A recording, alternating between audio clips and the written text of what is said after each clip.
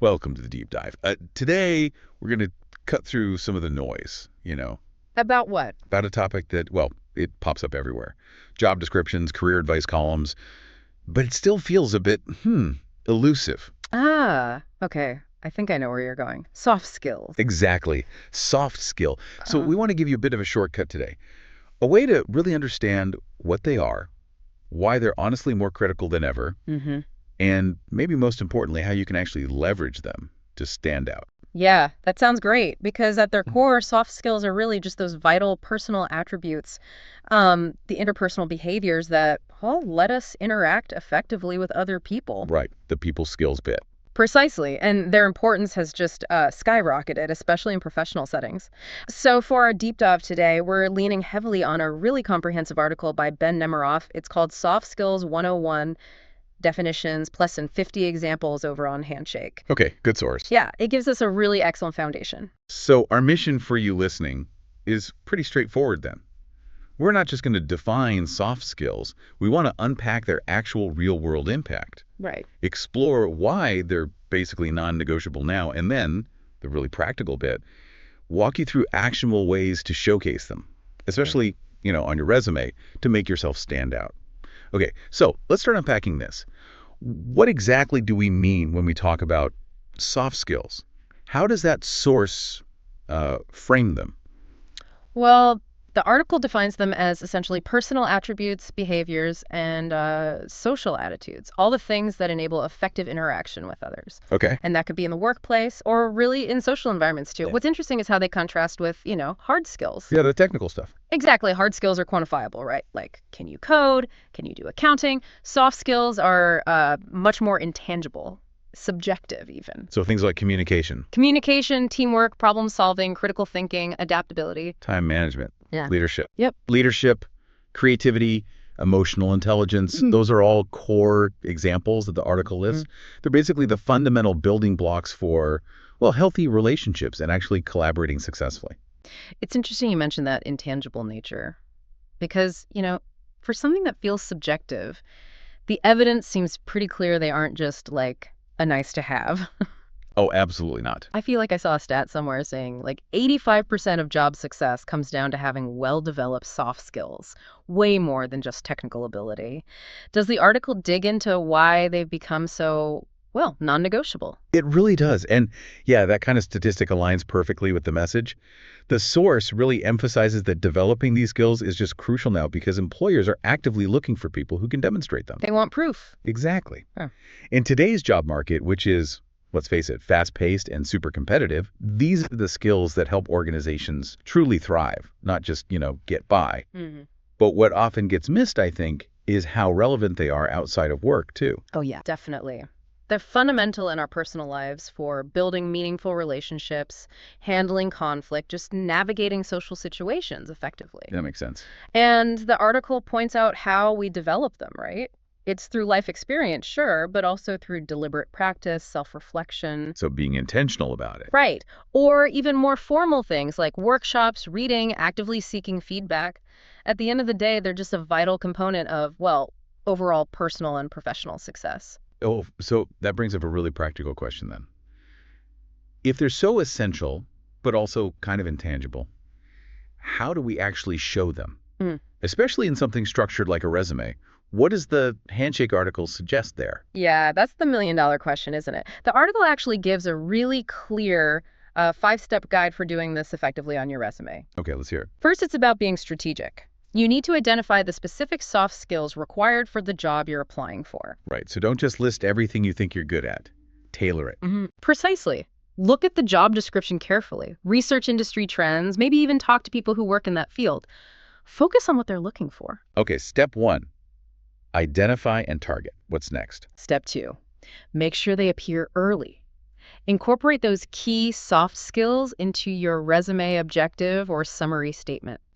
Right at the top. The first thing a recruiter probably sees. Exactly. So it's a prime spot to say something like, I am a highly motivated individual with excellent communication and teamwork skills, or maybe adept at problem solving. Get it up front. Okay, makes sense. Step 3. Third, and this is where I think a lot of people could improve, provide specific examples in your experience section. Don't just say you have good communication. Show, don't tell. You got it. Show it. Use strong action verbs, things like managed, coordinated, facilitated, led. Can you give an example? Sure. The article suggests, like, if you're applying for a customer service role, you could highlight how you resolved complex customer complaints by utilizing active listening and creative problem-solving skills. Something that shows how you use the skill to get a result. That's much more powerful. Concrete. Yep. Okay, what's step 4? Fourth, don't forget your dedicated skills section. You could actually create a separate heading, like soft skills, and list them there, maybe with bullet points. So make it super clear. Yeah. And you can even add a bit more context. So under teamwork, maybe you put collaborated with cross-functional teams to achieve project goals or supported team members in developing their individual strengths. It adds a bit more flavor than just the word teamwork. Right, had some substance. Okay, and the final step. And finally, step 5 is to provide additional evidence. Think beyond just your job duties. Like what? Well, relevant certifications, maybe, like if you've done a leadership development course, Uh-huh. or awards. If you received an award for outstanding teamwork or something similar, those are powerful, tangible proof points. Put them on there. That whole 5-step process is incredibly practical. It really shifts the focus from just, listing adjectives to actually proving these abilities. Exactly. It makes them real. So just to really hammer this home and make sure we all understand, let's maybe zoom in on a few specific examples from that big list in the article. What are some of the nuances? What really defines these skills in action? Great idea. Let's take communication first. It's such a common one, but it's way more than just speaking clearly, right? It covers articulating your thoughts concisely, both written and verbally. It includes active listening, which is huge, understanding nonverbal cues, and really importantly, adapting your communication style. Adapting how? Well, think about negotiating a contract versus explaining a complex idea to a brand new team member. You wouldn't use the same approach, right? That ability to adapt is key. Got it. Okay, what about teamwork? That sounds straightforward, but I bet there's more to it. Oh, definitely. It's not just about, playing nicely in the sandbox. It's genuine collaboration, sharing ideas, sharing resources, being willing to take on different roles for the good of the team. It's also about proactively supporting your colleagues, building trust, and this is crucial, being genuinely receptive to feedback, even when it's tough to hear. Often, the best team players are the ones who step up when something needs doing, even if it's not strictly in their job description. Yeah, that makes a huge difference. Okay, what about something like problem solving? That seems core to almost any job. It really is. And again, it's got layers. Problem solving isn't just fixing things when they break. It's about proactively identifying the root cause of an issue. Getting underneath it. Exactly. And then thinking creatively, often under pressure, to find and implement solutions that actually work long term. This takes strong critical thinking skills, maybe doing some research, analyzing data, and sometimes having the courage to innovate instead of just sticking to the old way. Okay. And you mentioned time management earlier, too. Yes. Also crucial. And it's more than just making to-do lists. It's about proactive planning, being pretty ruthless sometimes with prioritization. Knowing what not to do. Exactly. Staying organized, maintaining focus, avoiding distractions, which is harder than ever these days. But it also includes knowing when it's smart to delegate tasks, and critically, how to maintain a sustainable work-life balance so you don't burn out. That's a big one. Okay. Any others that really stand out from the list as being particularly relevant right now? Well, adaptability is huge. In a world that changes so fast, you need the ability to adjust to new situations, unexpected bumps in the road, with relative ease. So flexibility. Flexibility with priorities, definitely. But also learning new skills quickly, keeping an open mind, being creative when things go sideways, kind of thinking on your feet.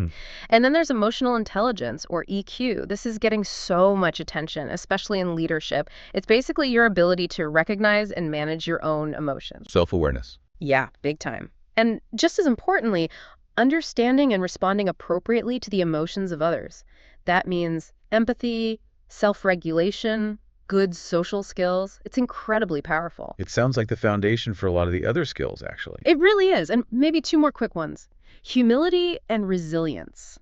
Interesting combination. Yeah. Humility. Yeah, and it's not about being meek or passive. It's about having the strength to admit when you've made a mistake, to genuinely learn from feedback, to stay open-minded and reflective. It's about being willing to grow. That builds incredible trust. Okay.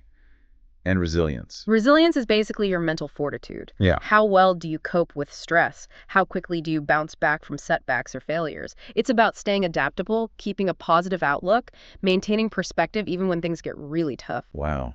Yeah, hearing them broken down like that, you realize these aren't just buzzwords on a list. Not at all. They're really complex, interconnected behaviors, things that genuinely shape your success and, well, your overall impact, both at work and, frankly, outside of it, too. Absolutely. They're the underlying engines of performance and collaboration. And I think for anyone listening who's ever felt, overwhelmed by change or just a mountain of tasks, thinking about adaptability or time management in these terms, it makes the real world value crystal clear. So as we start to wrap up this deep dive, I think the core message is pretty undeniable, isn't it? Seems clear to me. Mastering and crucially showcasing your soft skills isn't just some optional extra anymore. It feels like a strategic imperative in today's job market. Agreed. And by applying those strategies, we talked about identifying the right skills for the role, weaving them into your resume summary, giving those concrete examples, highlighting them clearly, backing them up with evidence. You really can differentiate yourself. You can significantly boost your chances of hitting your career goals. Definitely. And this whole discussion, it kind of raises one last important question, maybe for you, the listener, to think about. Beyond just the job hunt or your resume, what other areas of your life could really benefit from consciously honing these kinds of interpersonal skills? Consider how that consistent self-reflection and deliberate practice could turn these sometimes abstract ideas into tangible strengths that serve you in, well, every interaction, every challenge, every single day. That's a really powerful thought to end on. It takes it way beyond just getting the next job. It's about building a more effective, maybe even more fulfilling life overall. Thank you so much for joining us on this deep dive into the world of soft skills. We really hope you'll reflect on these insights and think about how you might apply this knowledge in your own journey, both professionally and personally. Until next time.